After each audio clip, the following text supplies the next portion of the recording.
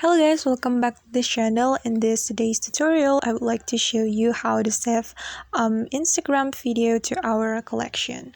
Alright, after you open your Instagram app on your phone, then you have to choose the reels or this video that you want to save to your collection, and I'll go with this reel. And then after you choose the reel that you want to save, you can click on this button. Alright, and now the reel has been saved to our collection, and if you want to unsave it, you can click it again. You can click on this button again to unsave the reel from your collection. Alright, okay guys, that's how we can save video from Instagram to our collection.